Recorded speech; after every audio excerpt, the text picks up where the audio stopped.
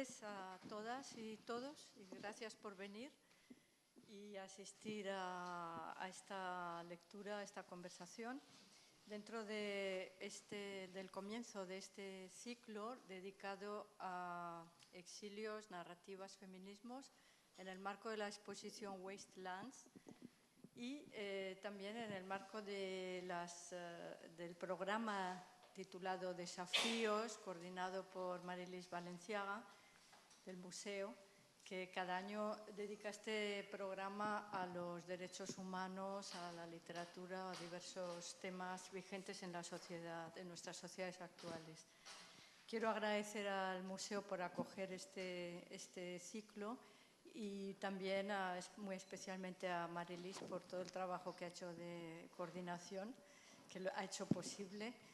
Y también a nuestra invitada, Gemma Martín Muñoz, por haber venido a conversar hoy con nosotros, que es realmente un privilegio, dada la profesionalidad y el background de Gemma Martín Muñoz, que es arabista y es socióloga y es profesora de Sociología y Política el mundo árabe islámico en la universidad, en la UAM de Madrid, Universidad Autónoma de Madrid.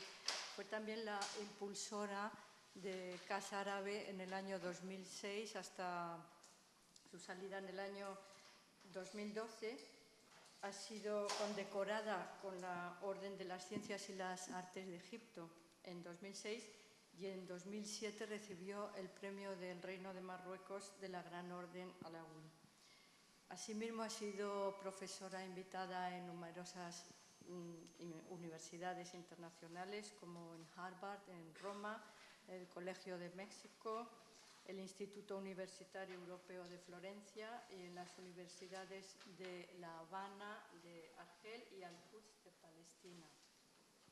Es bien conocida por sus artículos en El País como articulista sobre diversos temas como el conflicto palestino, sobre los conflictos en Oriente Medio, también sobre la situación de las mujeres, la guerra en Irak, la cuestión de los desplazamientos y los refugiados, así como también en revistas especializadas sobre el Islam. Y otro de los temas es la situación de Argelia durante el conflicto con los islamistas. Es una persona altamente especializada en todo el mundo árabe islámico. Es autora de diversos libros, entre ellos El Estado árabe, Irak, un fracaso de Occidente, El Islam y el mundo árabe, Democracia y derechos humanos en el mundo árabe y el mundo árabe en busca de la excelencia democrática. Y siguiendo tu currículum, Gemma, pues me gustaría que nos introdujeras o que si pudieras narrarnos o pudieras crear un marco donde fuera posible comprender los temas que se tratan en esta exposición, en especial los conflictos, la herencia colonial, el origen de los exilios en Palestina y las guerras del Líbano. Si pudieras trazarnos, ya sé que es un tema desbordante, pero si pudieras a tu manera, de una forma también coloquial, trazarnos este mapa desde lo que puedes considerar los inicios.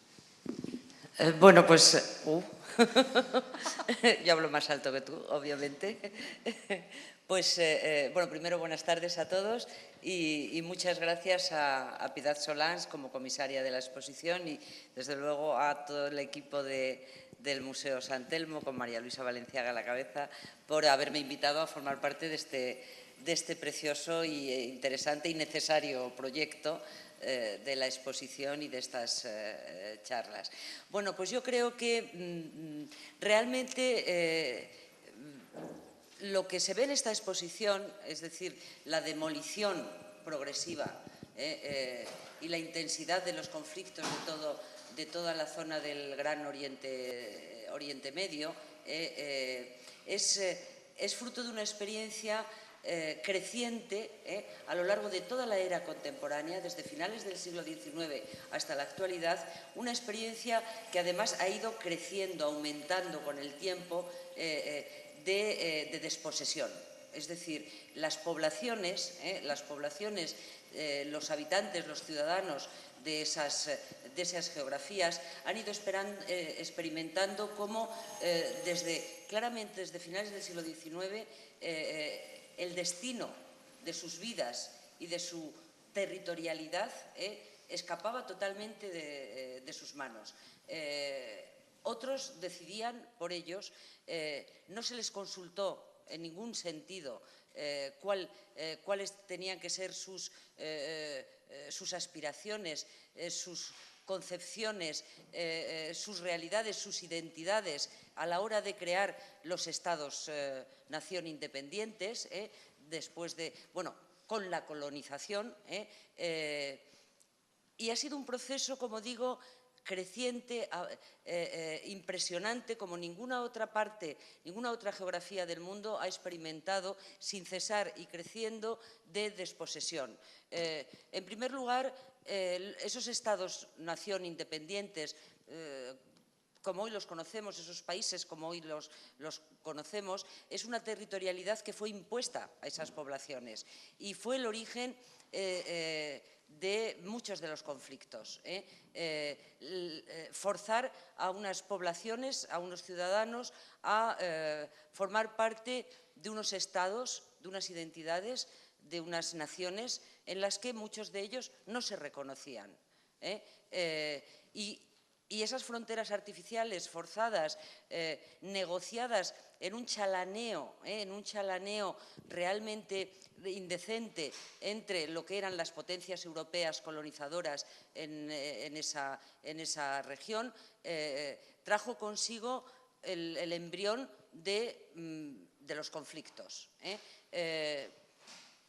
Palestina, por un lado. Cuando se crean esos estados independientes a imagen y semejanza del chalaneo de Francia y Gran Bretaña, diciendo, bueno, pues yo quiero esto, bueno, pues todo este trocito para ti, con unas fronteras totalmente artificiales, curiosamente Palestina quedó bajo mandato británico, pero no se creó Estado independiente.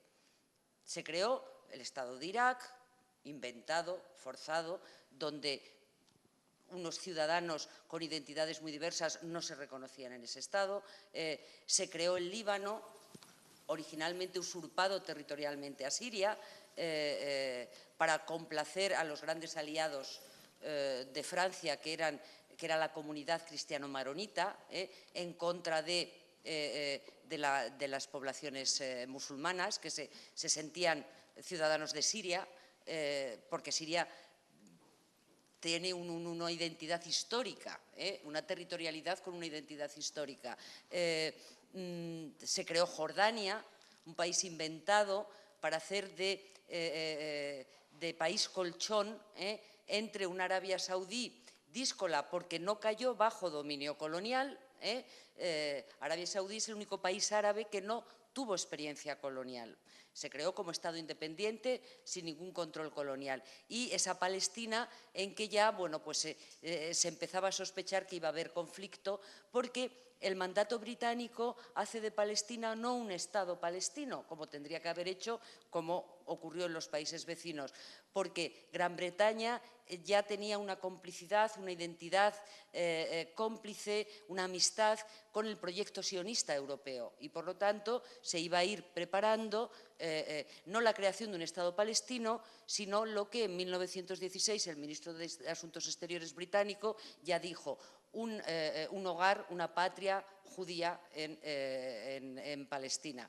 Y de ahí el origen del conflicto. La gran tragedia es que, evidentemente, era una tragedia absolutamente inevitable, desde el punto de vista humano, porque ¿cómo se puede crear un Estado para unos ciudadanos que vienen del exterior, unos ciudadanos que vienen a colonizar desde el exterior un territorio sin que eso afectase dramáticamente a la población que vivía en ese territorio. De manera que ahí el conflicto palestino comenzó desde el mandato británico, que se inicia en 1920, a 1948, con la creación del Estado de Israel, la primera guerra árabe-israelí, y no ha cesado hasta la actualidad, con un proceso sistemático y creciente de desposesión territorial para los palestinos, desposesión de todos sus derechos, con un proceso de situación cada vez más imposible. Quiero decir, la creación del Estado palestino se empieza a convertir en algo totalmente territorialmente inviable, porque no hay continuidad territorial alguna en ese territorio de Cisjordania y de Gaza. Cisjordania, bueno, pues está absolutamente construida con colonias, autopistas solo para judíos, de manera que son islotes sueltos de población palestina que cada vez además van sufriendo una colonización mayor, una creación mayor de colonias judías, etc. En el caso del Líbano, pues en el caso del Líbano evidentemente hubo otro problema de origen, que fue el crear un Estado para la conveniencia de una comunidad específica, la cristiano-maronita, en un país completamente nuevo y artificial, creando un sistema político que en el fondo las reglas del juego hacían que ese Estado estuviese dominado por la preeminencia política, el poder por esa comunidad maronita, con la insatisfacción, discriminación del resto de la población musulmana, por un lado suní, por otro lado chií. Y en el fondo eso fue uno de los embriones que llevó al Líbano en 1975 a sucumbir a una terrible guerra civil. Eso junto con la injerencia de los otros conflictos. El palestino estará muy presente en ese conflicto libanés. Una guerra civil que acabará en 1990, pero que de hecho la reconciliación nacional, una especie de justicia transitorial, no ha tenido lugar en el Líbano. Y esa reconciliación nacional es una de las grandes asignaturas pendientes que hace que la estabilidad del Líbano sea enormemente frágil. Pero esa desposesión va a ir creciendo a través de toda una serie de intereses, como es el conflicto entre Irak e Irán, un conflicto creado artificialmente porque el mundo occidental y sus aliados, es decir, los regímenes, los poderes políticos aliados a ese mundo occidental en el mundo árabe, van a nombrar a Saddam Hussein en Irak el hacedor de intentar acabar con el régimen de Jomeini en Irán. Y es la época en que Saddam Hussein era poco menos que beatificado en el mundo occidental y se le llamaba el representante, el liberador, ¿no?, del Medio Oriente. Pero eso lo que trajo consigo fue una brutal guerra que dejó completamente destruidos a los dos países, a Irak y a Irán, con 1 millón de muertos civiles entre los dos países, dos países arruinados. No se consiguió el objetivo al que estaba previsto, pero sí se consiguió destruir dos estados.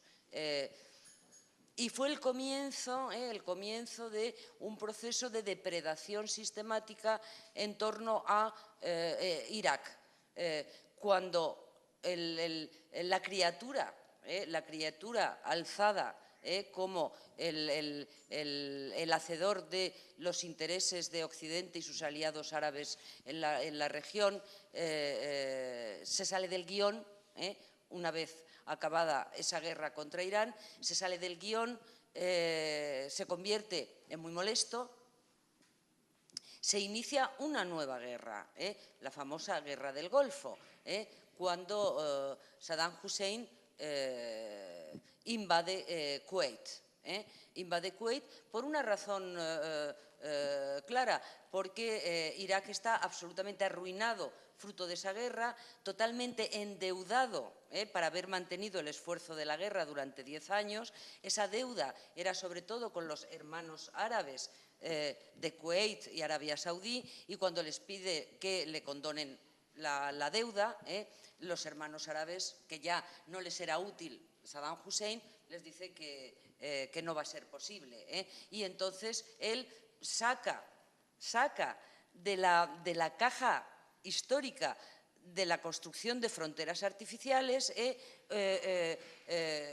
una memoria histórica iraquí de que Kuwait, en la época del Imperio Otomano, había formado parte de la wilaya de Mosul, con lo cual interpretan que es una territorialidad que tendría que estar integrada en Irak, y que, por lo tanto, el petróleo de Kuwait, que es lo importante, le pertenece también a Irak.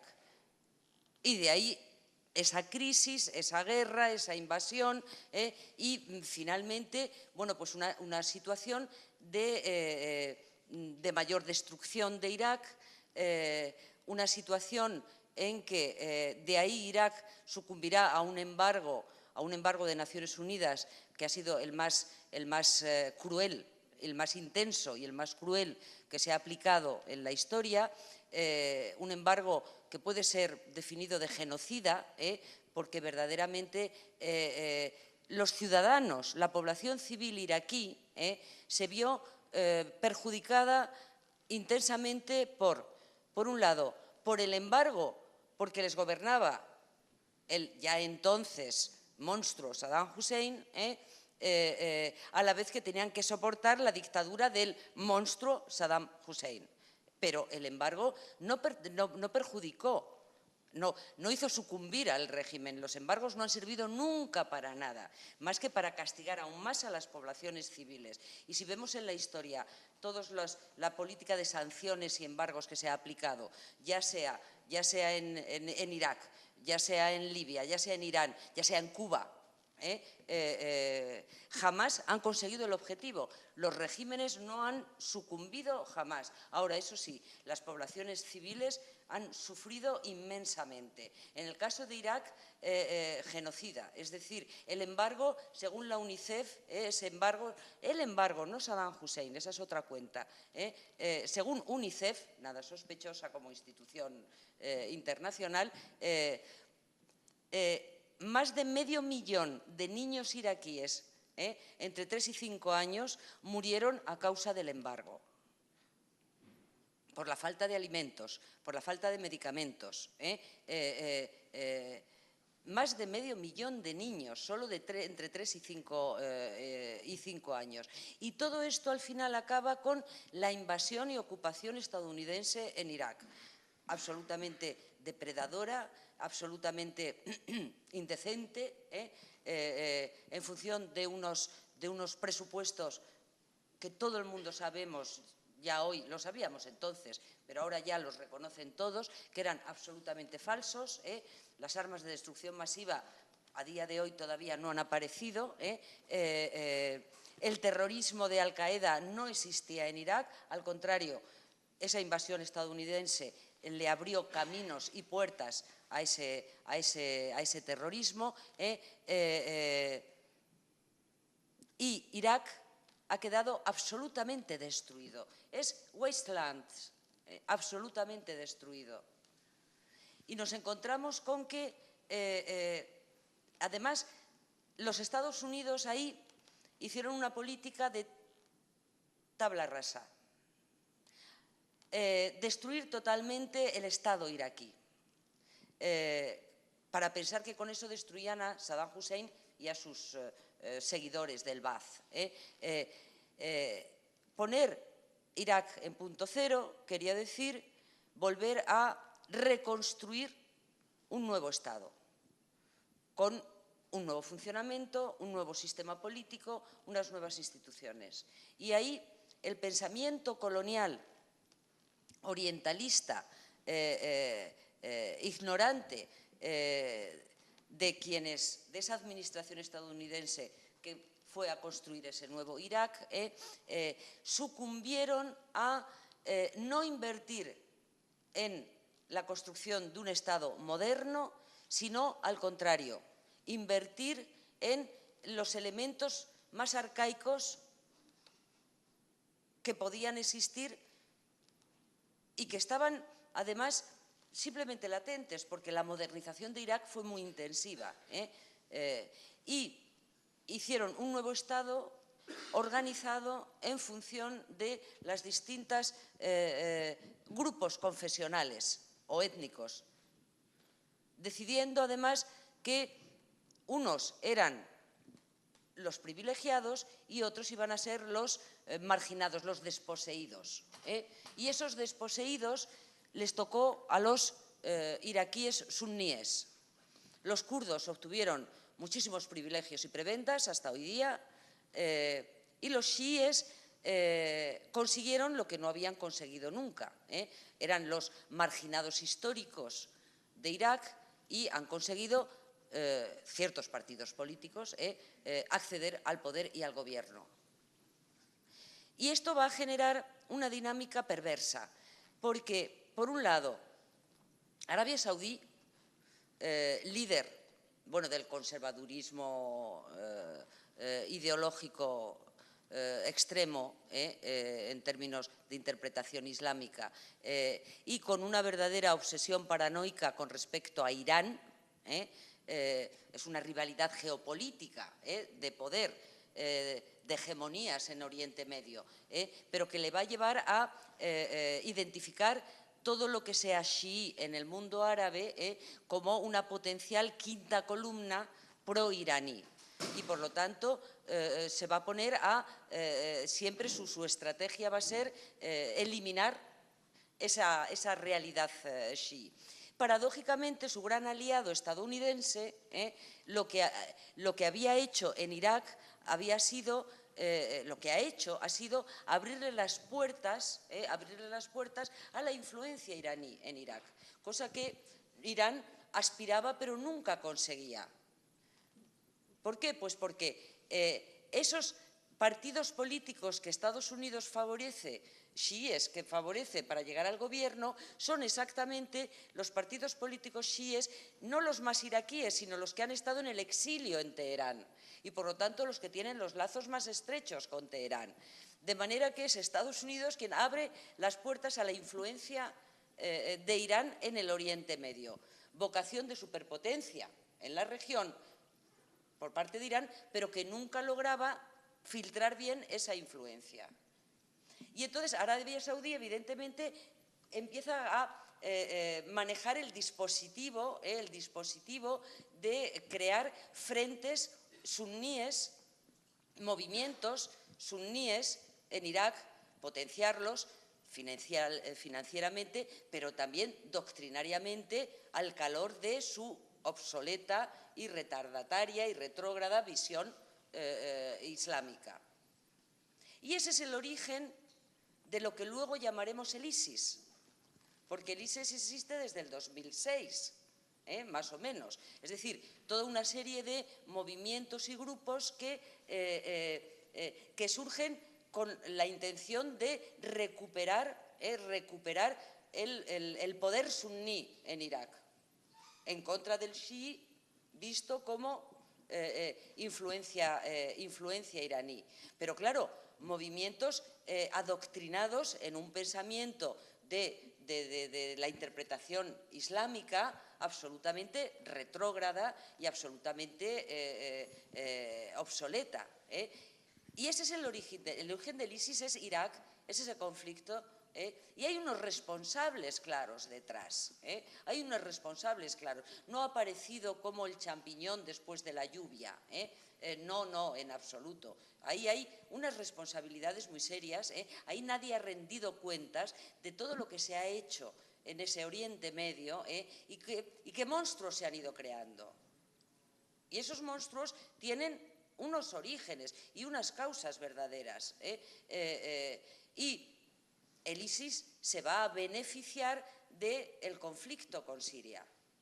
Bueno, no con Siria, en Siria, de la guerra en Siria. Porque, entre otras cuestiones, al presidente de Siria, Bashar el-Assad, le interesa profundamente, le va a interesar desautorizar, deslegitimar la oposición que lucha contra él. Una oposición muy fragmentada, muy dividida, pero le va a interesar deslegitimarlos, desautorizarlos.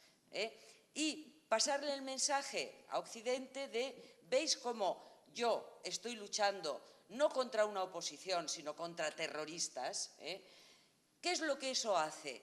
Pues una estrategia de facilitar, de permitir visibilidad y acción del ISIS en ese conflicto sirio. Porque gracias al ISIS el conflicto sirio ya se ha olvidado todo el mundo de esos revolucionarios luchando por la democracia. El conflicto sirio se ha convertido en la lucha contra ese movimiento terrorista que se llama ISIS. Y el régimen de Bashar el-Assad está en ese lado. Con lo cual, si alguna vez estuvo, como lo estuvo, muy debilitado y a punto de sucumbir, va a encontrar ahí una enorme fuerza que nos va a llevar, yo creo, inevitablemente a que al final la solución, que no será solución, será otra fase del conflicto, del fin de la guerra en Siria, va a ser contando con el régimen de Bashar el-Assad. Y nadie o casi nadie preocupado verdaderamente por la naturaleza democrática de lo que tendría que ser ese Estado. Pues bien, en todo este recorrido largo y breve nos encontramos con que en esa región del Oriente Medio, más de la mitad, en torno a un 60% del total de los refugiados del mundo, de los distintos conflictos en el mundo, en el planeta, están concentrados en ese territorio. Lo cual nos dice de la intensidad del sufrimiento humano. Es algo absolutamente espectacular desde el punto de vista de que estamos hablando entre Siria e Irak, fruto de todos estos conflictos entre Siria e Irak, ahora mismo hay más de 20 millones de ciudadanos que son o refugiados o son desplazados internos, pero son, como vemos en alguna parte de la exposición, stateless, gente ya sin Estado, sin ciudadanía, sin casa, sin territorio. A lo cual hay que sumar los 7 millones de refugiados palestinos de este largo conflicto que no se soluciona y que no tiene visos de solucionarse, al menos dignamente para esos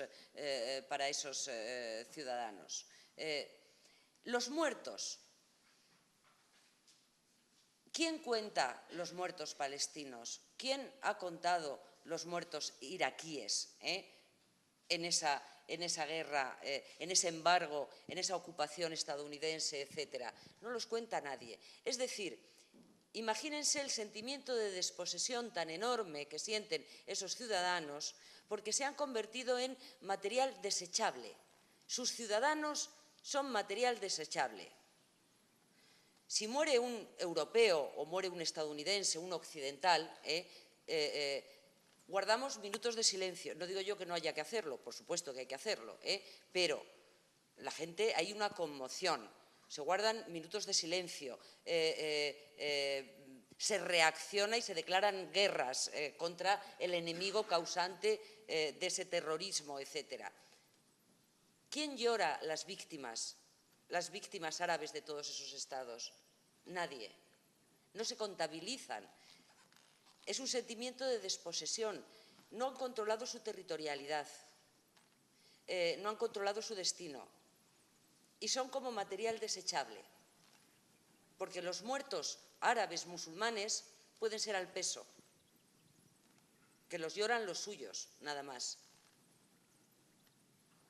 Esto nos lleva a que tienen que entender por qué desde el arte, desde esta exposición, por ejemplo, como en otros campos, ese sentimiento de desposesión, ese sentimiento de denuncia, de implicación, de concienciación, está muy, muy presente en todos los creadores hoy día, si no en todos, en la gran mayoría y desde luego en los buenos.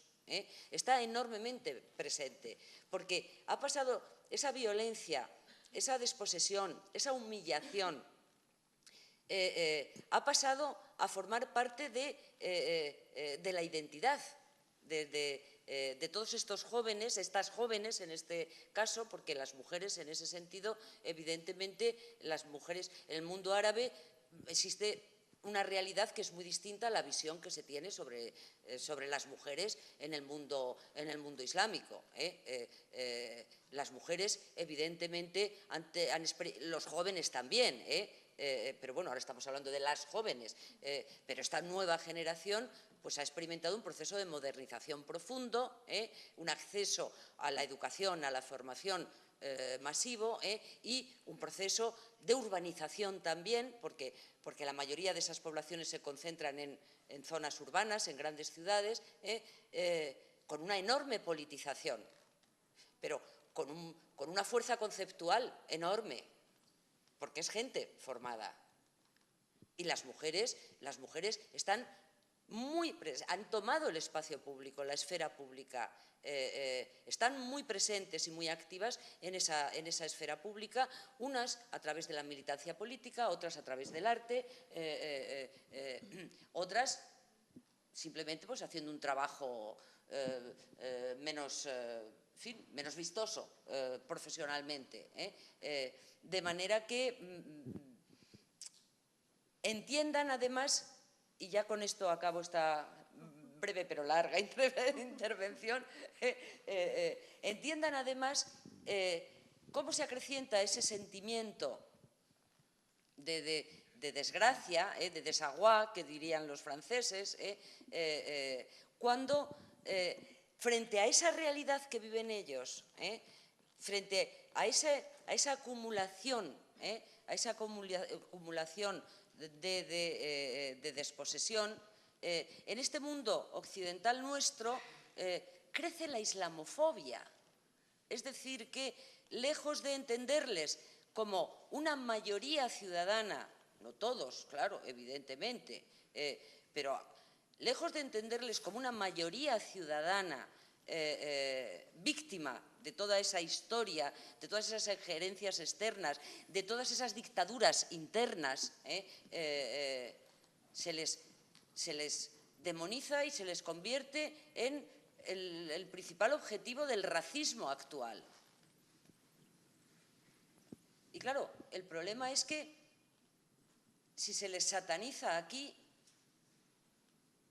incluso quienes no son racistas, evidentemente, les cuesta un trabajo enorme convertir y aceptar como víctimas a quienes les están representando, sobre todo, todos los días, como fuente del terrorismo exclusivamente. Y todo esto va haciendo que la ansiedad, la desesperanza sea cada vez mayor. Y cuando surge la luz al final del túnel con esas revoluciones que vimos a finales del 2010, primero en Túnez y luego en el 11, en Egipto, en Libia, en Yemen, Bahrein, Siria al final, cuando surge la esperanza, cuando esos ciudadanos creen, y sobre todo esos jóvenes, tengan en cuenta que la experiencia demográfica de estos países ha sido muy intensa, muy variable, muy interesante, no me voy a detener, pero la conclusión es que ha habido un rejuvenecimiento inmenso en todas esas sociedades. Y el 60% de las poblaciones en todos estos países árabes e islámicos, porque en Irán ocurre igual, en Turquía ocurre igual, el 60% de esas poblaciones tiene menos de 20 años. Es decir, la nueva generación es la gran parte de la pirámide de edad de esas sociedades. Y cuando en esas revoluciones creen y se entusiasman porque creen que por fin van a controlar su propio destino, hay que decir que de una manera indecente también no se apoyó a esas revoluciones, no se apoyó a esas transiciones democráticas. Lo pudimos hacer nosotros como ciudadanos independientes siguiendo, pero quienes tenían que apoyar a esas transiciones democráticas después de las revoluciones, la Unión Europea. El papel de la Unión Europea fue no timorato, fue cuando tenían que haber lanzado un plan Marshall a favor de la economía y la democracia en esos países. Estados Unidos, Obama, la verdad es que en el discurso y la retórica fue más lejos, mejor que la Unión Europea, pero se acabó quedando en la retórica nada más. Con lo cual se dieron todas las circunstancias para que hubiese pues, la contrarrevolución. La restauración después de la Revolución Francesa, pues lo mismo. Y todos rápidamente se adaptaron, justificaron, empezando por el golpe de Estado del 2013 en Egipto y de ahí en adelante. Y todos ingiriéndose, todos favoreciendo que los sectores más espúreos dominasen esas territorialidades. De manera que hoy, ¿quién se acuerda de la democracia en el mundo árabe? Hoy vuelve a ser las dictaduras rejuvenecidas, con una capacidad bastante impune de represión, de persecución y la lucha contra el ISIS.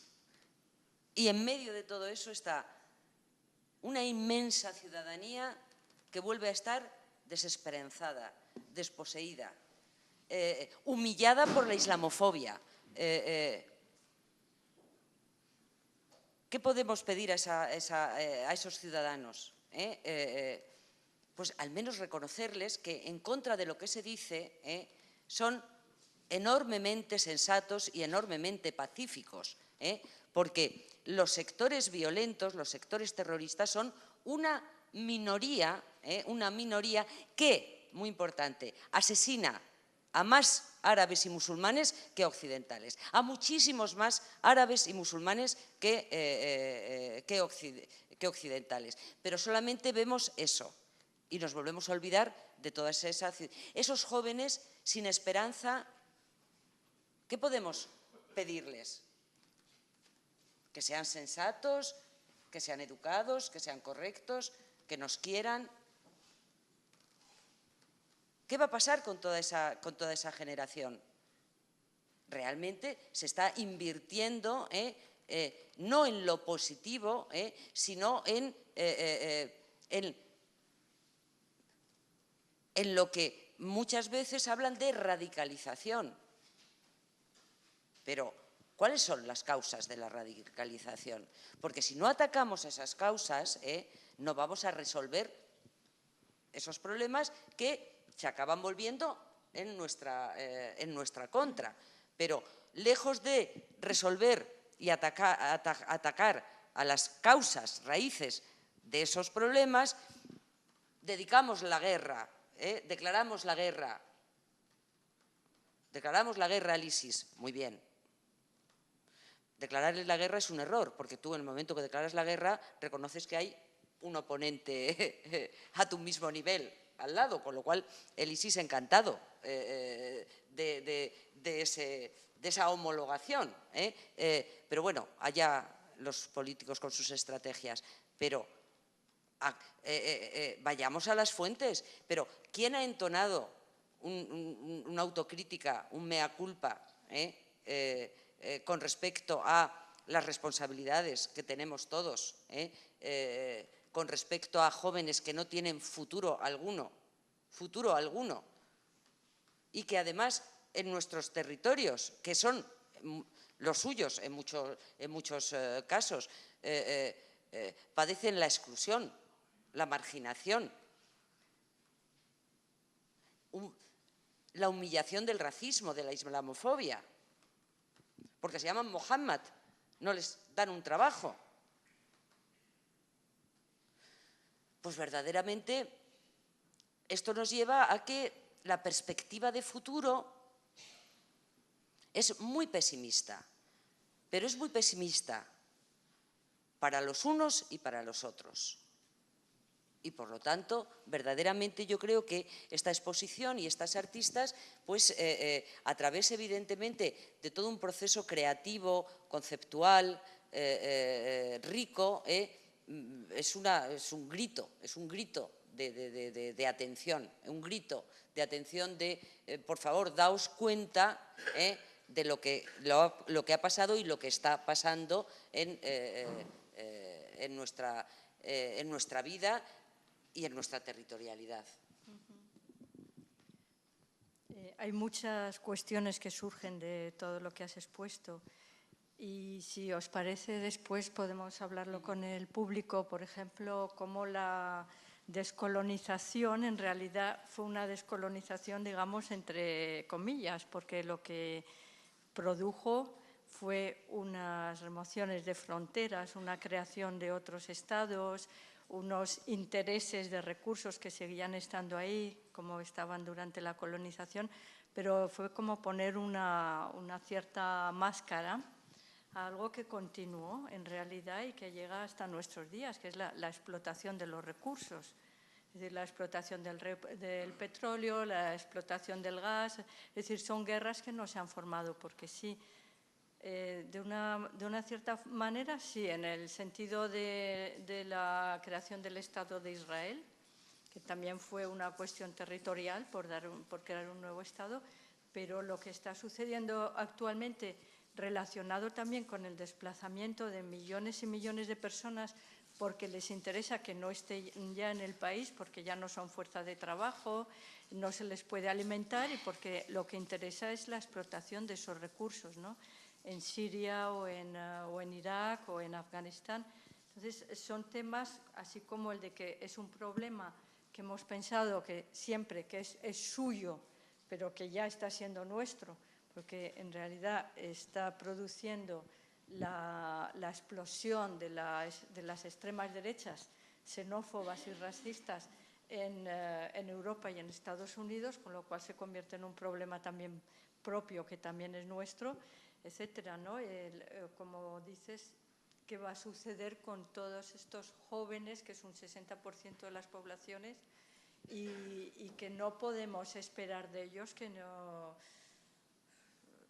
Que sean, digamos, que se adapten a un sistema occidental que ni siquiera conocen, que es lo que siempre ha pretendido. No, lo conocen muy bien. Ellos nos conocen a nosotros conocen muchísimo mejor que nosotros a ellos. Los conocen y además los aspectos positivos no solo los conocen, sino que aspiran a ellos. Se han hecho encuestas, es que es muy interesante esto, porque también hay que delimitar esas realidades. Y es muy interesante porque las aspiraciones de esos jóvenes, muchas encuestas sociológicas que se han hecho, hay dos niveles. Por un lado, una serie de encuestas en que la gran mayoría de esos encuestados jóvenes en las universidades están llenas de estudiantes y de estudiantas. Incluso el estudiantado femenino en algunos casos supera al masculino. Es decir, eso es una realidad ya absolutamente generalizada desde Marruecos hasta Irán. Su primera opción, ante la situación que tienen, su primera opción es emigrar a Europa, emigrar a Estados Unidos, etcétera. Es decir, que saben muy bien lo que desean, a lo que aspiran. Y otra serie de encuestas muy interesantes que todos los años, una de ellas, por ejemplo, hace el Pew Research Institute, que es una institución estadounidense de encuestas, especializado en encuestas, y que sobre todo desde el 2003, la invasión americana y tal, pues empezó a hacer encuestas todos los años. Y es interesantísimo porque la gran mayoría de los encuestados dicen, primero, su principal aspiración, Estado de Derecho, Estado de Derecho y democracia. E incluso, más interesante, incluso aquellos que en otra tanda de preguntas en que se les pregunta pero ¿cuál es su aproximación con respecto al Islam? Es decir, ¿tendría que haber una integración del Islam en ese modelo político, etcétera? Pues es interesantísimo porque aquellos que más afirman que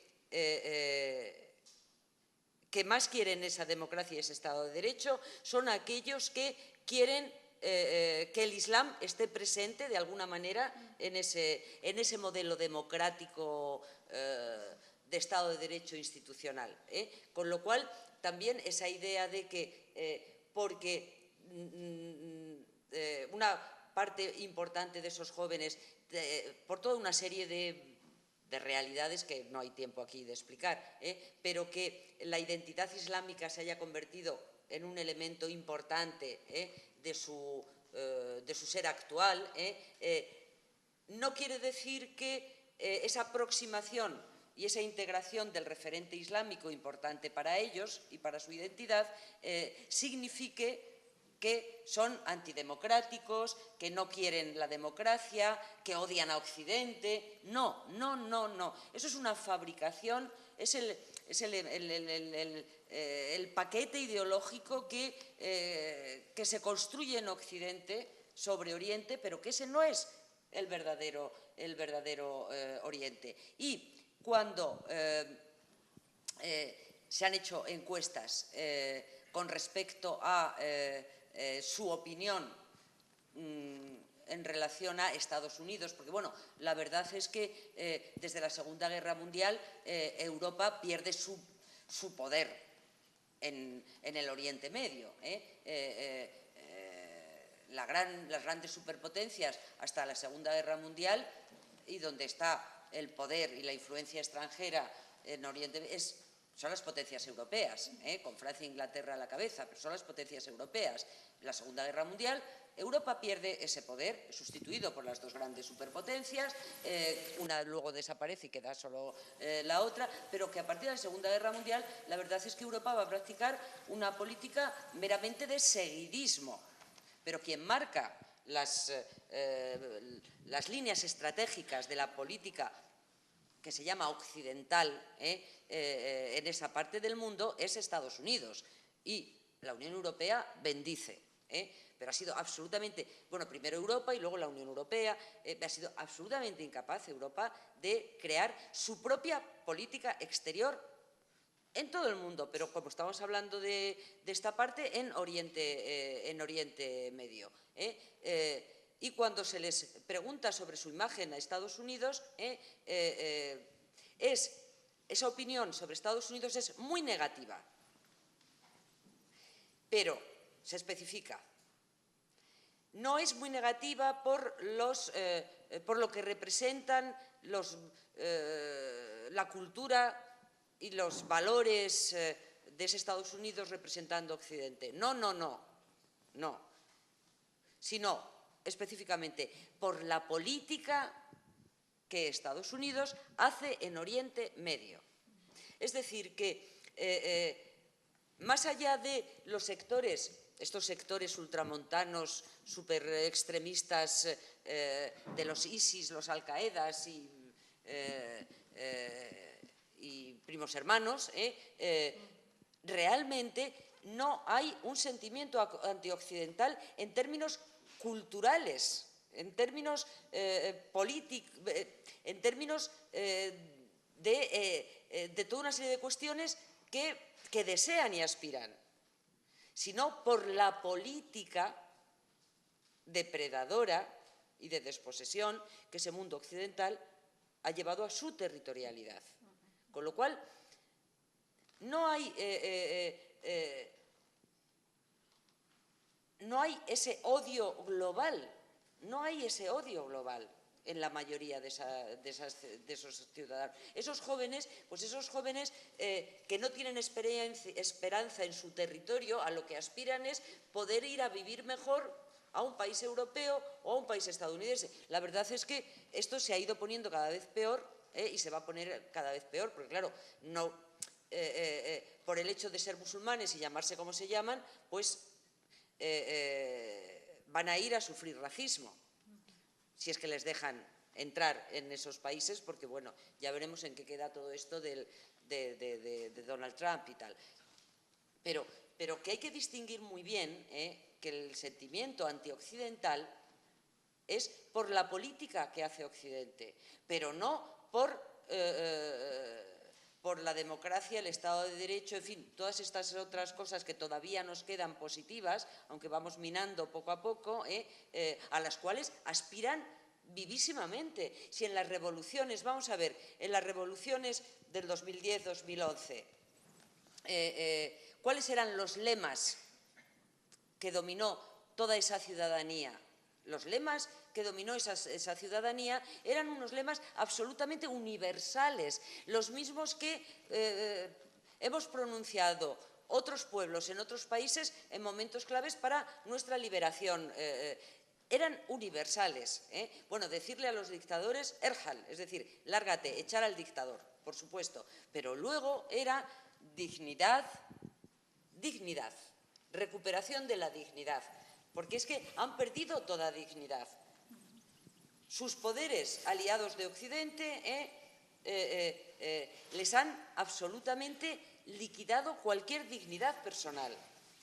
No tienen derechos, ni sociales, ni económicos, ni políticos. Y ese mundo occidental, como digo, es depredador en su territorio y racista en el del propio mundo occidental.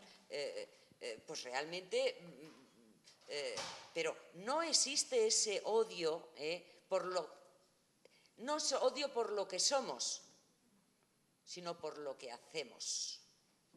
Y eso es algo fundamental, porque quiere decir que no es un odio intrínseco, sino que la reconciliación sería muy fácil, si realmente cambiásemos lo que hacemos. Porque no tenemos que cambiar con lo que somos. Bueno, sabemos que tenemos que arreglar ciertas cosillas, que no van muy bien, pero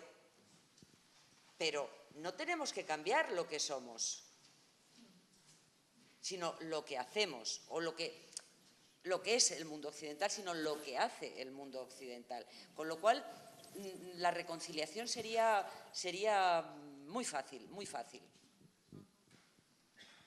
¿Y cuál es el papel de las mujeres en la situación de sus países? Aparte de las artistas que hemos visto en la exposición, me gustaría ahora tratar el material que me has enviado sobre una artista egipcia que se llama Bahía Sabeb y que intervino también junto con otros artistas en la revolución en el Cairo, en las calles con distintos eslóganes, grafitis, dibujos y bueno, ver cómo, si nos puedes comentar qué papel tuvieron las mujeres en esta situación política, que era algo inédito, no tan inédito, porque también intervinieron en Argelia, en la revolución y también en Irán de alguna manera, pero es algo inédito, ¿no?, en estas democracias. No es inédito.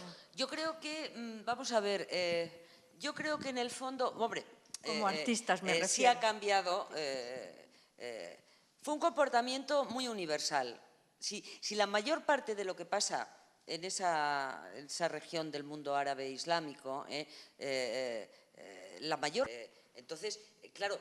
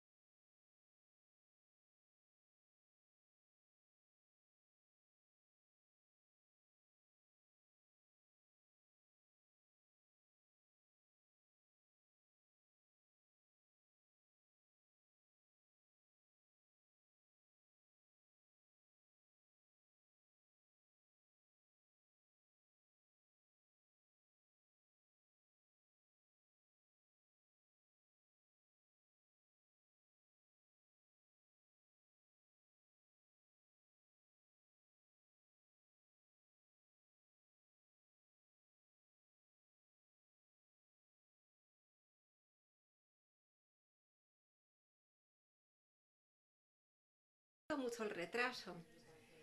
Estábamos teniendo una conversación muy interesante y se nos ha pasado el tiempo.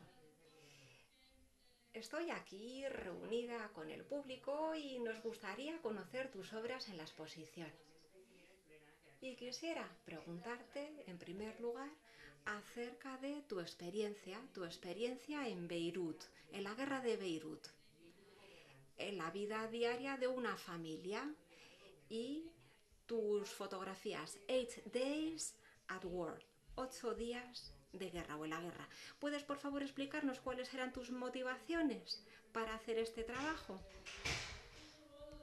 Bien, en primer lugar, buenas noches a todos y muchísimas gracias a todos por estar aquí.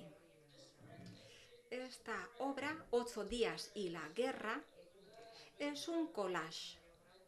Es un fotocollage. Yo hice fotografías en un lugar íntimo a lo largo de los 33 días de guerra que tuvo lugar en Líbano en el año 2006. La guerra de Hezbollah contra Israel en el Líbano. Y yo siempre, durante la guerra, pensaba que a veces vivimos, claro, cada uno vive las guerras de forma diferente y una manera de vivirla es a través de los medios de comunicación, a través de las imágenes de la guerra, a través de ese voyerismo de la guerra, observando esas imágenes. Claro, todo eso quienes no son los objetivos, porque la guerra no es un estado continuo, por así decir, no se puede vivir en guerra constantemente, cada segundo. Claro, estamos en guerra, pero hay que levantarse y beber el café y llamar a tus amigos y saludarles y decir hola, ¿qué tal? Así que uno no puede parar, dejar de vivir entre tanto durante la guerra. Y a mí eso me parece que esto es algo bastante esquizofrénico en la guerra. Igual que ahora tenemos todos esos vídeos que nos muestran la miseria y los crímenes y delitos y sangre y todos esos problemas, por ejemplo, lo que está ocurriendo en Corea del Norte, y vemos esos vídeos, pero estamos ahí delante de nuestro ordenador tranquilamente bebiendo algo y tenemos que seguir viviendo. La vida sigue. Y yo siempre me digo, esto es muy raro, ¿verdad? Me siento muy rara porque lo que está ocurriendo es algo que es muy serio. Y tendríamos que detenernos, lo que ocurre es terrible, pero la verdad es que no podemos dejar de vivir. Tenemos que seguir haciendo lo que hagamos en nuestra vida diaria. Y yo creo que esta idea de la cotidianeidad, de lo diario, de no poder salir de nuestros cuerpos, de no poder salir de esas necesidades y hábitos diarios de cada uno, eso es lo que representa mi obra. Y tiene dos lados o tiene dos partes esta obra. Por un lado, quería hablar de esos aspectos íntimos, diarios de la vida que sigue paralelamente a la guerra. Pero por otro lado también quiero hablar de la suspensión en el tiempo, porque sí que está ahí la vida diaria, pero esa vida diaria está claro que tampoco transcurre igual que siempre. Así que estas fotografías, por ejemplo, las tomé en un apartamento que no es el nuestro, que no es nuestra casa, no es nuestro hogar, sino que lo alquilamos en un lugar más seguro, en un área más segura, sabiendo que ese área nunca iba a ser atacada o pensando que nunca iba a ser atacada por los aviones israelíes, porque ahí no estaba Hezbollah. Así que simplemente fuimos a ese apartamento, a ese piso, para sentirnos seguras, en seguridad. Y no solamente nosotras fuimos allí, también allí se trasladaron los nightclubs, los pubs, los restaurantes, las tiendas de ropa. La economía se trasladó, fue como si toda la ciudad se trasladase desde el centro a otra área durante 33 días. Y a mí eso siempre me pareció algo muy interesante, un fenómeno interesantísimo que representa ese voyerismo dentro de la guerra. No solamente vives la guerra, sino que además quieres verla, visionarla. Quieres tener la televisión encendida todo el tiempo y quieres subir, te gustaría subir a una colina, a un alto. Y sé incluso que hay gente que le gusta subir con su coche a las montañas para ver cómo caen las bombas, por ejemplo, en la ciudad. Cómo caen las bombas sobre Beirut.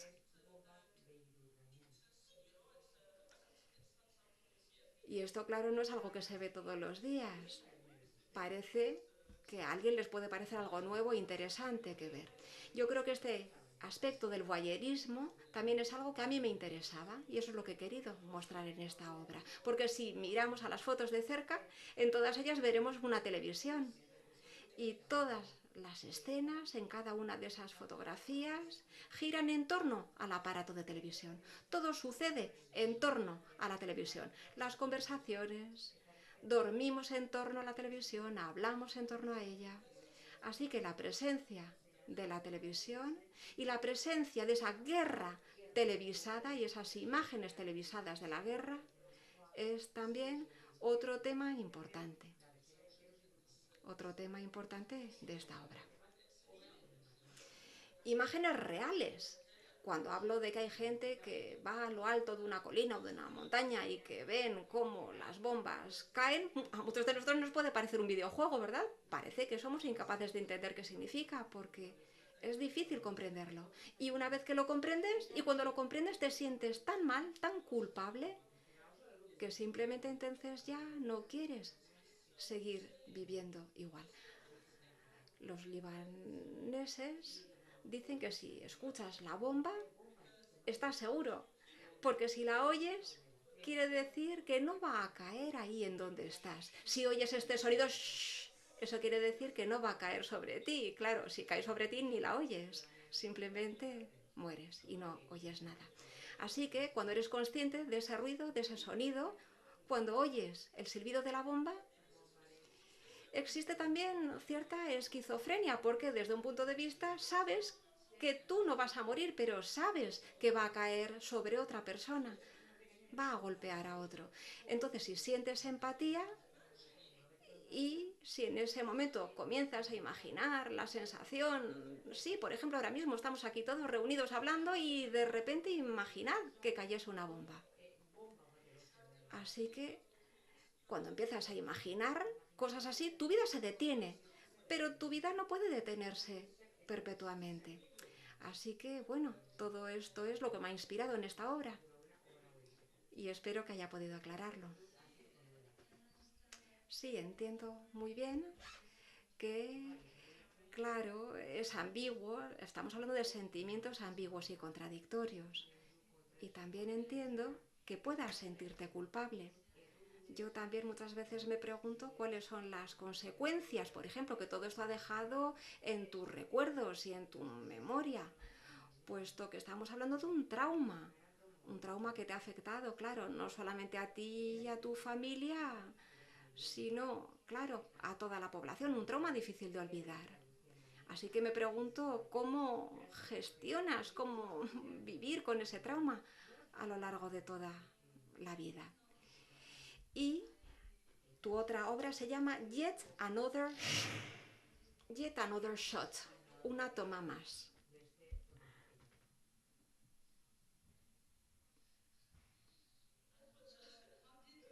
Sí, Yet Another Shot. Háblanos, por favor, de esta obra. Se ha producido un acto de terrorismo y tú estabas allí en ese momento cuando tuvo lugar ese ataque terrorista. Bueno, creo que son dos preguntas que están conectadas entre sí, porque es cierto que hay un trauma, sí, pero al mismo tiempo vivir en un lugar en donde la guerra se ha convertido en algo normal o normalizado en cierto sentido, acabas por acostumbrarte a ella. Y si algo acaba por estar integrado en tu vida diaria, como en este caso la guerra, sí, pues por ejemplo, en algunos países, si vives en un país en donde tienes coches y vas a otro país en donde no los hay, por ejemplo, o son diferentes, pues te sorprende. Pero a lo que voy es a que, claro, si vives en un lugar en donde la guerra es normal y es algo que está ahí siempre, pues entonces, claro, eso tiene dos ámbitos. Por un lado, el trauma, pero por otro lado, la normalidad. Porque para poder seguir adelante necesitas o tienes que integrar estos eventos. Tienes que integrarlos y normalizarlos y hacer que sean cotidianos. Porque si siempre para ti son emergencias, pues entonces no puedes vivir, no puedes seguir viviendo. Y yo creo que Yet Another Shot representa exactamente eso. Y además el papel que juegan los medios de comunicación. Sí, el papel que juegan los medios es muy importante en términos de esa adaptación. Yo estaba muy cerca, yo estaba en la escuela o en la universidad, muy cerca de donde tuvo lugar el atentado. Yo estaba cerca de ahí cuando tuvo lugar la explosión. Y en aquellos momentos yo no tenía mi cámara, pero dije, por favor, mi cámara, necesito ir a grabar una explosión. Tampoco tenía coche. Entonces cogí al final la cámara, hice autostop y llegué a ese lugar y yo no sabía ni siquiera por qué, fue algo espontáneo, ni sabía por qué había ido ahí, ni qué quería grabar, no sabía nada. Simplemente, espontáneamente, yo sentí la necesidad de estar allí. Llegué allí y vi a esas dos periodistas que estaban ahí para cubrir ese evento, para cubrir la información. Y a mí lo que me fascinó fue cómo lo hacían, cómo comunicaban ese hecho, ese atentado. Porque ves que no estaban afectadas, no había ningún shock, ninguna decía, oh Dios mío, no, para nada, ahí estaban, tranquilas.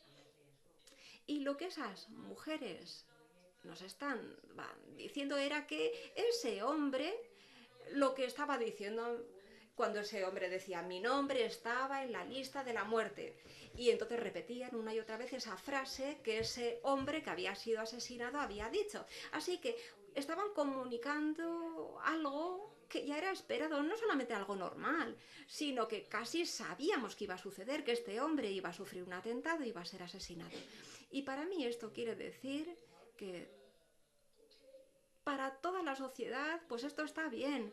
Quiere decir que nadie se va a estremecer en la sociedad, nadie va a salir a las calles, se va a echar a las calles.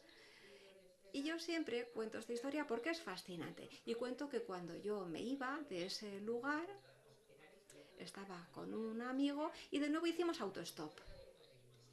Y el chico que conducía dijo, oh, genial, no hay tráfico en la carretera, no hay coches. Ojalá hubiese asesinatos todos los días para que no haya tráfico en la carretera. Y ese chico, el que nos llevaba en coche, él estaba contento.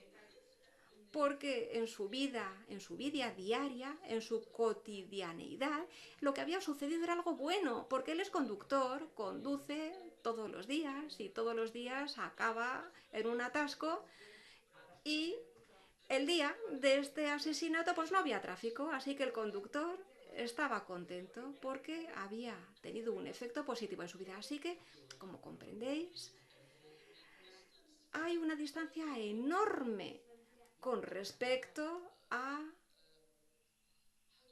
¿cómo decirlo?, con respecto al compromiso político. La gente no siente ningún tipo de compromiso político, quizás estén comprometidos con el mundo a un nivel internacional, por ejemplo, Irán, Arabia Saudita o no, Estados Unidos, etcétera, etcétera.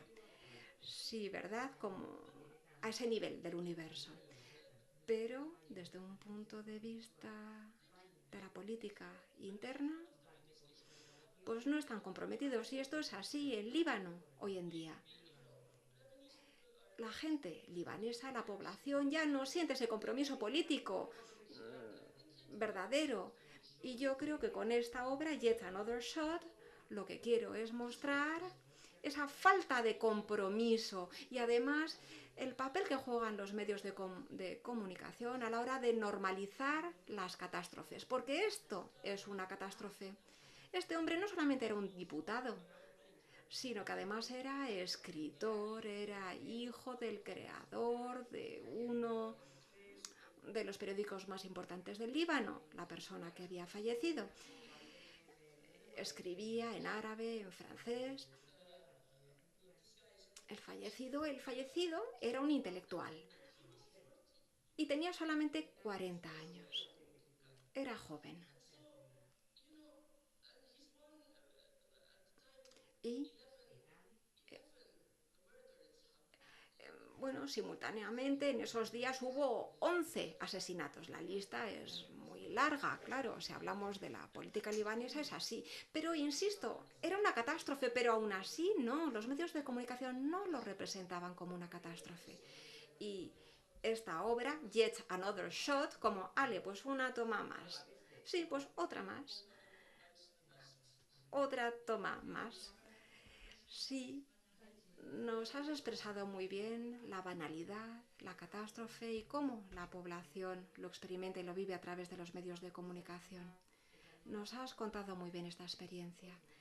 Y ahora lo siento mucho porque tenemos que hablar con Tamara que nos está esperando, pero de nuevo muchísimas gracias por esta transmisión, por contarnos tu experiencia y por explicarnos tu obra y tu trabajo que es realmente muy valioso. Muchísimas gracias.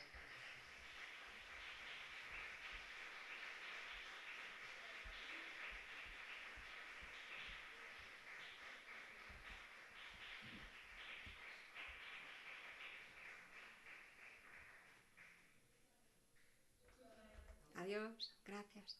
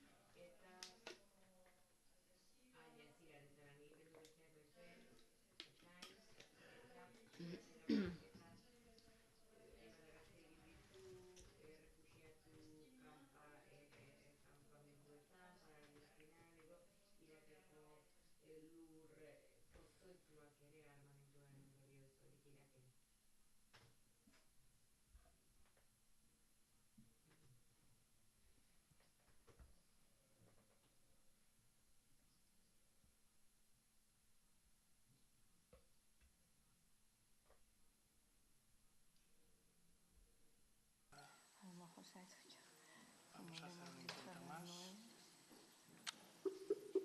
Sí, pero no está conectada. Habría en todo caso, si se le puede avisar que se conecte ahora mismo, pero...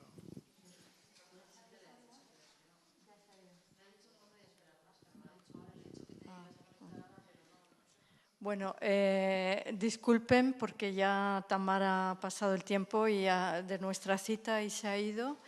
Y si quieren hacer alguna pregunta, con la oportunidad de tener aquí a una persona como Gemma Martín Muñoz, ya sé que son temas muy, muy densos, muy difíciles, pero ya es tarde. Pero, por favor, abramos el turno de las preguntas.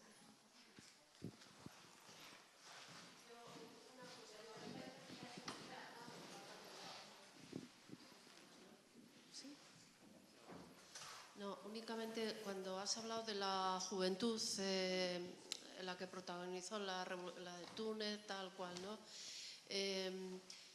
Como una juventud muy preparada, y con el tema de los valores de Occidente, más o menos, bueno, de los derechos universales, ¿no? Quería saber la religión, ¿qué lugar ocupa ahí en esa gente más joven? O el laicismo, si está un poco más... bien, no sé. Porque planteabas que cuando ellos reclaman derechos humanos y tal, pero también plantean que el islamismo esté ahí, ¿no? En alguna medida y sin interferir, como en la sociedad civil o así. Pero bueno, Bueno, pues vamos a ver, en efecto, esta nueva generación está, no en su totalidad, evidentemente, porque esas realidades globales absolutas no existen, pero sí es cierto que el referente islámico, desde los años 80 en adelante, ha adquirido una gran importancia para una parte muy representativa de esa juventud. ¿Por qué? Es decir, hay que decir que los sectores que podemos llamar laicos, los sectores laicos en estos países son una gran minoría. Socialmente son minoritarios. Tienen un peso cualitativo en el mundo occidental, y es que son los interlocutores predilectos del mundo occidental, porque dentro de esta cosa que surgió en Europa, luego lo llamamos occidental, pero que es de elaboración completamente europea, ese etnocentrismo tan profundo de nuestra realidad, hace que cuando vamos a otros territorios, a otras culturas, a otros mundos con otras religiones, etcétera, vamos siempre buscando el interlocutor que sea en el que nos miremos en el espejo, es decir, el más parecido a nosotros. Y por lo tanto, los sectores laicos en el mundo árabe islámico tienen mucha más representatividad en el mundo occidental de lo que realmente tienen en sus propias sociedades. Porque aquí son los interlocutores predilectos. Y entonces son los que nos introducen, a los que hacen entrevistas, etcétera, etcétera. Lo cual no quiere decir que evidentemente tengan su importancia, su grano de arena, etcétera, pero no es el sector más representativo de esas sociedades.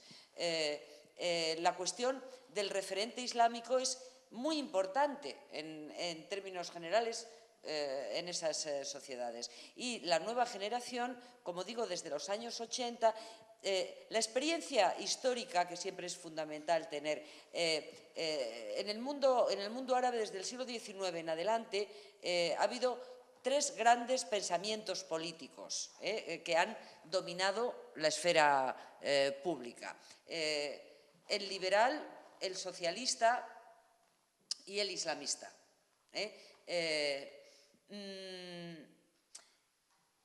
Hubo una primera generación que vivió la experiencia liberal, es decir, ese pensamiento liberal logró alcanzar el poder, gobernó y hubo una experiencia liberal. Una experiencia liberal que lamentablemente pues, estuvo muy desnaturalizada de principios democráticos. Por lo tanto, la experiencia del modelo liberal en el mundo árabe no tuvo un resultado positivo. ¿Por qué? Pues porque fue muy vinculado a la colonización. Y por lo tanto se aplicó un sistema liberal muy desnaturalizado de beneficios democráticos para la población.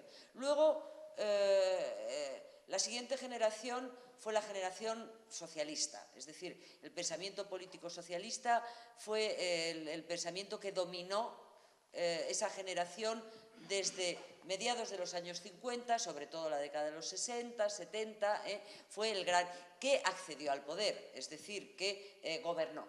Y fue pues la experiencia de Gamal Abdel Nasser, el naserismo egipcio, del baathismo en Siria y en Irak, del socialismo argelino, de Argelia, de Libia, primer periodo de Muammar el-Gaddafi, en fin, es el pensamiento político dominante de aquella generación y que gobernó y que también fracasó. También fracasó porque demostró pues que el sistema de capitalismo de Estado pues hizo aguas por las razones internacionales que conocemos, que ese socialismo defendió un panarabismo que fracasó, la unidad árabe fue un fracaso porque realmente estuvo dominada por la rivalidad hegemónica de unos países árabes sobre otros. Egipto quería dominar hegemónicamente esa unidad árabe, Irak quería dominar hegemónicamente esa unidad árabe, etcétera, etcétera. Con lo cual, la gran promesa del panarabismo fracasó. La gran promesa antiimperialista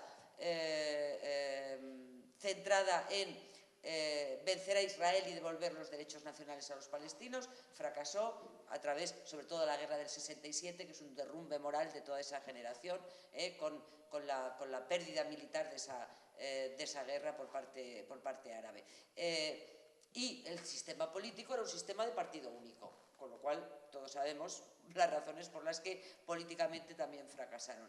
De manera que la nueva generación, esta nueva generación joven, mayoritaria hoy día, que se consolida claramente en los años 80, pues es la generación que va a vivir las consecuencias de esos fracasos, que no se identifica para nada con esos pensamientos de izquierda que han gobernado y que han sucumbido a un fracaso y que ellos son, en cierta medida, víctimas de ese fracaso. De manera que el pensamiento político disponible que quedaba virgen todavía, porque no había gobernado, con lo cual no había demostrado ni sus luces ni sus sombras, ni sus fracasos o sus éxitos, fue el islamista, representado en la Asociación de los Hermanos Musulmanes u otros partidos políticos de la familia de hermanos musulmanes. Un islamismo, ojo, un islamismo reformista, legalista, antiviolencia. No estoy hablando de los movimientos insurreccionales que no tienen nada que ver con estos partidos. Y que se dio también la circunstancia de que se iban acumulando todas esas experiencias de desposesión. Todas esas experiencias de desposesión que, de una manera o de otra, con mayor intensidad o menos intensidad, ese mundo occidental estaba implicado como actor cada vez más determinante de esa desposesión. Con lo cual, esa generación también busca más lo propio, lo autóctono, lo local, lo endógeno frente a lo exógeno. Y eso que se encuentra con la realidad de que sigue habiendo un pensamiento político disponible que no tiene fracasos en su experiencia en la esfera política, aunque existe desde principios del siglo XX, pues va a hacer que esa nueva generación, a la búsqueda de un nuevo proyecto con el que identificarse, y que ya no sirve el liberal, y que no sirve el socialista, y que además esa desposesión cada vez se vincula más con esos actores que vienen del mundo occidental, busca más lo propio, lo exógeno. Y entonces hay una mirada más interesada por el referente propio, el islámico, algo autóctono, con lo cual le hace identificarse con una aproximación mayor en su vida hacia el elemento islámico. Ahora, esa aproximación en su vida hacia el elemento islámico recubre una cantidad de campos inmensos, a través de multitud de visiones islámicas, a través de multitud de referentes, de identificaciones políticas, etcétera, etcétera. Pero sí es cierto que, y cuanto más islamófobo se convierte el mundo occidental, más se autoafirma la identidad musulmana de esas personas, objeto de ese desprecio, de ese menosprecio y de ese racismo. Con lo cual, esa es la realidad. Pero, y acabo ya, pero como dicen las propias encuestas, ese referente islámico no lo entienden como un elemento que les aleje de su aspiración democrática y de derechos humanos y de Estado de Derecho. No lo encuentran en absoluto incompatible. Lo encuentran completamente compatible y nada excluiría que cierta participación de esos elementos islámicos, según las sociedades quieran dárselo, puedan trabajar por la democracia. Vamos a ver, no nos olvidemos que la importantísima aportación en las construcciones de las democracias europeas que tuvieron los partidos democristianos, que llevan el referente religioso en su propio nombre, como puede tenerlo un partido islamista. Fueron fundamentales en la construcción de las democracias europeas y no fue contradictorio ese referente a la religión tan fuerte, señores conservadores, que además con el ejercicio democrático, digamos que se fueron suavizando en sus posiciones pues, más retrógradas, más patriarcales, etcétera, etcétera.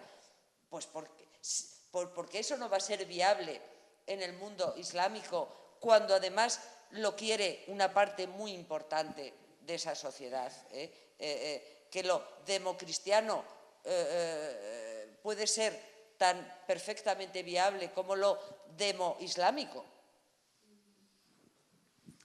Ese es el elemento fundamental que hay que tener en cuenta, que esa aproximación de lo islámico no es para la gran mayoría, que es la que nos importa, que no es el ISIS ni estos, no tiene por qué ser antidemocrático, sino todo lo contrario, que las dos aspiraciones van muy, muy, muy, muy juntas. Y en Europa hemos tenido una experiencia clara de ello. ¿Por qué no dejar que ellos controlen su propio destino? Si es que lo que no puede ser es lo que también ha pasado muchas veces a lo largo de este siglo XX, que ese mundo occidental muy poderoso y con una gran capacidad de influencia y de poder en esa parte del mundo, a través de esos regímenes que por querer seguir monopolizando el poder, se convierten no en aliados de Occidente, sino en sistemas sumisos a Occidente, pero ¿por qué no entender que las poblaciones representan algo diferente a esos regímenes? No nos podemos quedar con la foto de los regímenes, porque los regímenes evidentemente tienen unos intereses muy espurios, pero no es el caso de esas sociedades. Las sociedades van muy por delante de esos regímenes, pero verdaderamente es que hay que quitarse los anteojos y aproximarse sin prejuicios a esas sociedades para poder entenderlas mejor. Ya no me acuerdo qué iba a decir, se me ha ido el hilo. No, lo has explicado muy bien, que además somos víctimas de nuestros propios prejuicios, ¿no? Sí.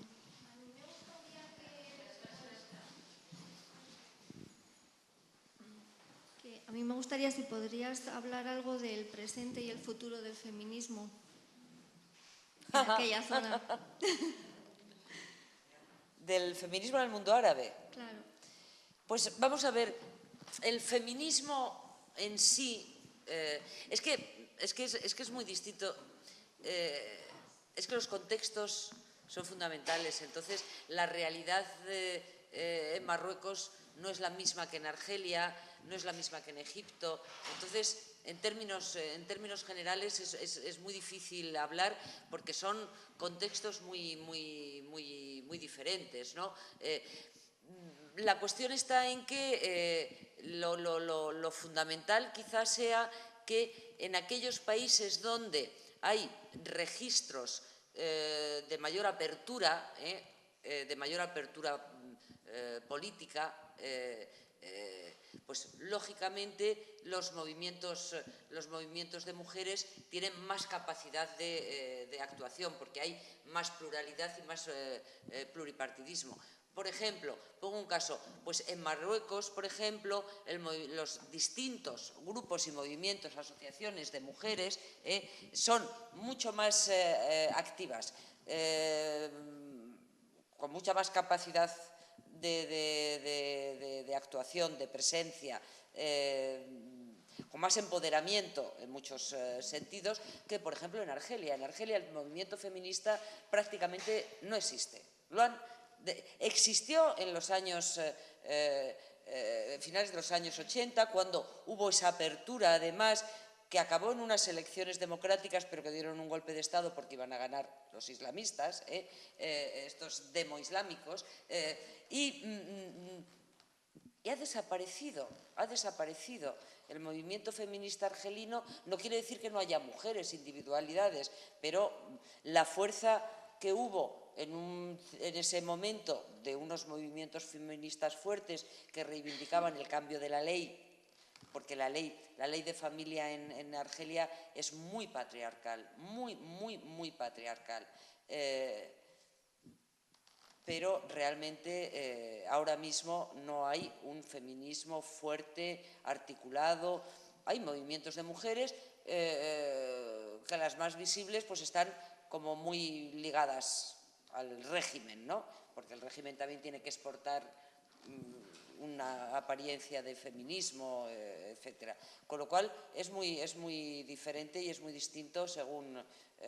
hay movimientos transárabes de mujeres, transárabes, que eso es importante, es interesante porque como que se han puesto en comunicación y han organizado una asociación, varias asociaciones de mujeres árabes que trabajan en sus contextos nacionales y también en los